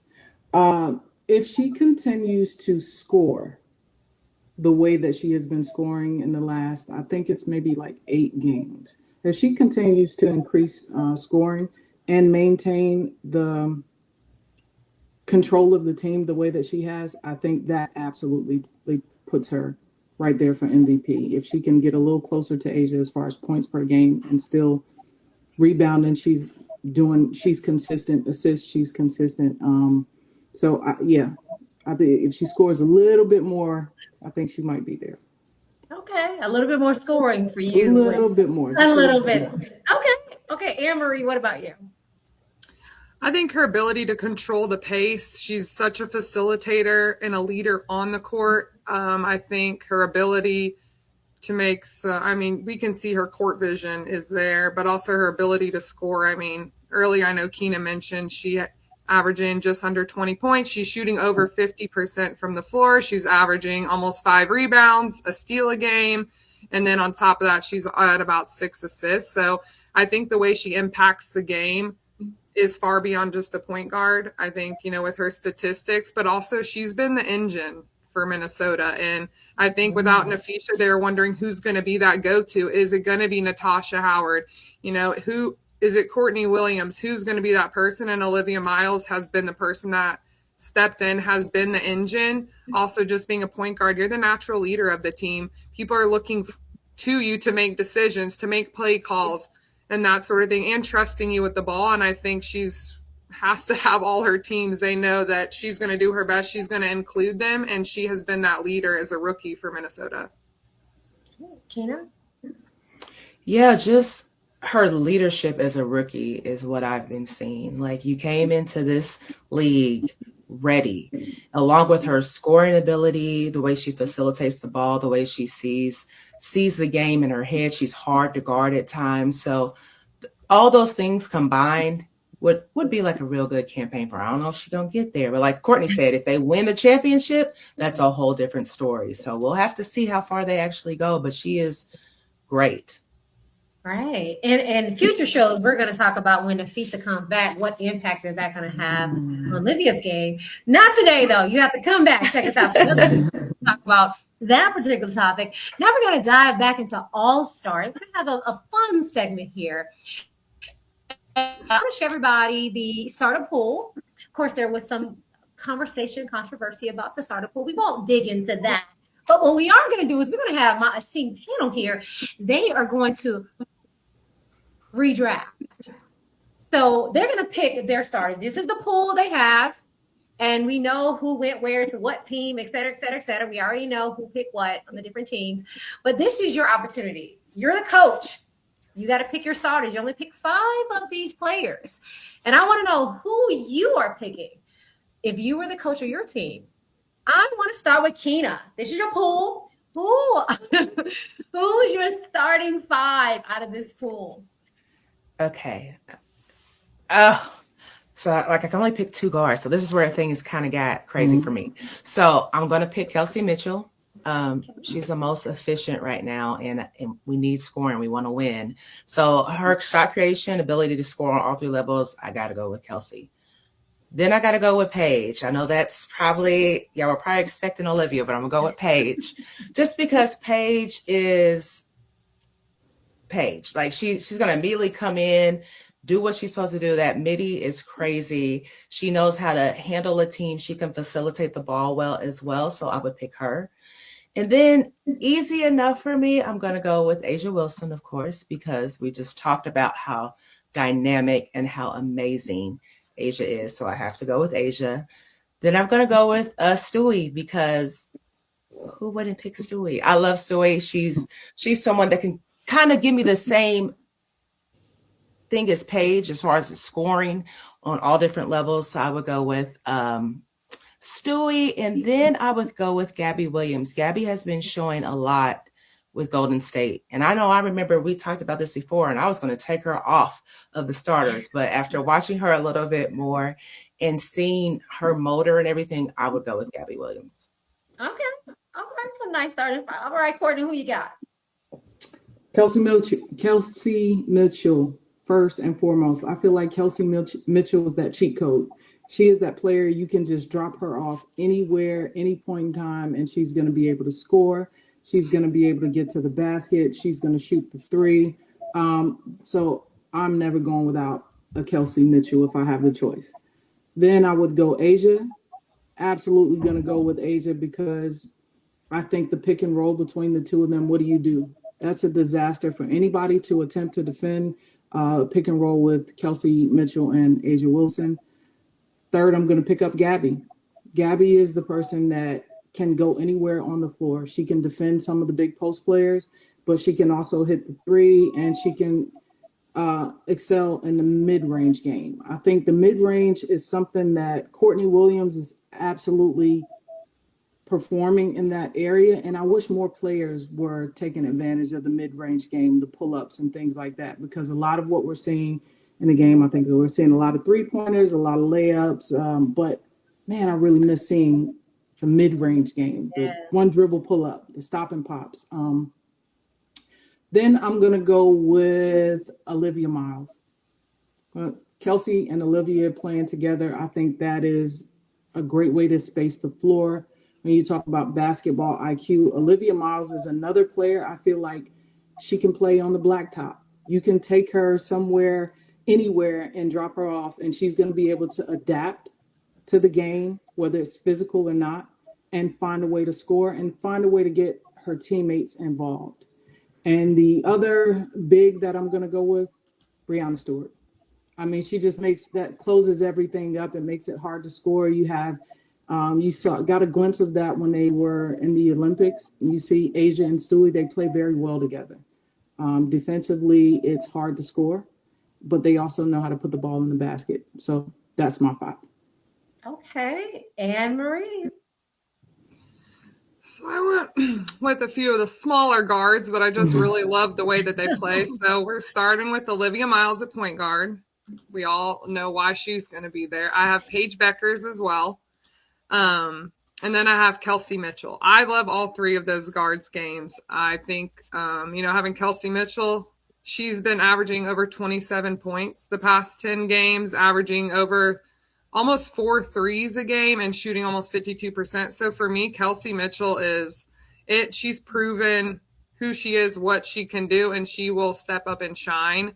And then at the post, I have Jessica Shepard, which I love Stewie. But for me right now, Jessica Shepard is just truly impacting the game on all ends. She's talked about how she grew up a point guard. That's why when she rebounds, she brings it up the court. She could keep the ball in her hands the whole time. She can finish. She can get people involved. She's someone who is tied with Angel Reese for double-doubles at 17 so far through the first half of the season. She's had 3 triple-doubles, averaging almost 12 rebounds and over 5 assists for a big. So really showing that she's kind of a point forward. She can distribute. So for me, I went with Olivia Miles, Paige Beckers, Kelsey Mitchell, Shepard, and then, of course, Asia Wilson. So, I'm just curious of who would win in those matchups of who you all think, because Anne Marie has a smaller lineup. yes, But we're a little small. they're pretty quick, though, but they're quick. Who's going to guard them? They're just so. Okay, so on your team, who's going to play point guard? Anne Marie, who's playing point guard on your team? Olivia. Mm-hmm. Okay. All right. Okay. And the other ones are wings. Okay. All right. I like it. Okay. So now I want to ask you all, based on actually how it was selected, the 2 teams that were selected, it's now your time to call it. All right. All-Star Weekend is coming up. We know who was drafted. We know who's on each other's team. I want to know which team is winning. Whose team is going to win? And I want a bold prediction. Okay, I have my pen. I'm going to write it down. Who's going to win? All right, I want to start with, let's go, Keena. Which team is winning? And what's the final score? All right. I'm going with Team Coop. And Okay, I'm going Team Coop. for the score to be 123 to 115. Okay. Oh, okay. Right. And why do you look? I'm just taking down. I'm gonna challenge you on this. Okay, I just want to know why you feel that team will win and why for that margin, which is not a big margin, but why?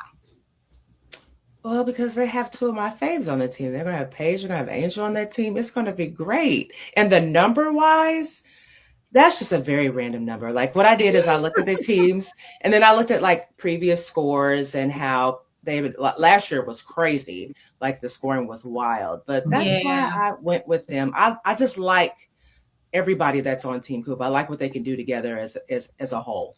That's why I chose them. I like it. That's right. That's what Keena's gonna say. All right, let's go with Anne Marie. Who's winning and what's the score? So I went with a little higher score, but I think that Team Weatherspoon is going to win. All right. I said 144 to 136. And I have that high score because I think just given this all-star last season, we saw a new record of total points at 282 points. I just feel like with how the three-pointer has really, I mean, so many of these players are shooters. I think it's going to be fast-paced. And then also, as we know, sometimes the defense is a little lacking in the all-star game. So I expect it to be a high-scoring game. I think it's going to be competitive, fun, and I have Team Weatherspoon winning. All right. Courtney, last but not least, who you got and what's the score? Oh, Team Spoon all day long. And I go back to the strategy for picking the team. Teresa Weatherspoon has always been known for her defense. Everybody that she picked on her team are defenders.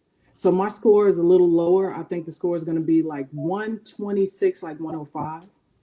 Oh, wow. But yeah, I think it's yeah. I do. Just because of the defensive mindset, the defensive aspect, it's going to be hard to score against Asia and Aaliyah down there in the paint. And then the people coming off of the bench, I think they're going to make it very difficult. You got Ryan and Alicia on the same team. Yeah, 126 about. Yeah. Team Weatherspoon. I would never go against Teresa. All right, so Anne-Marie, you went obviously a lot higher. What are your thoughts on Courtney's assessment of why she thinks it's going to be lower? Because you guys picked the same team, but different reasons and different scores.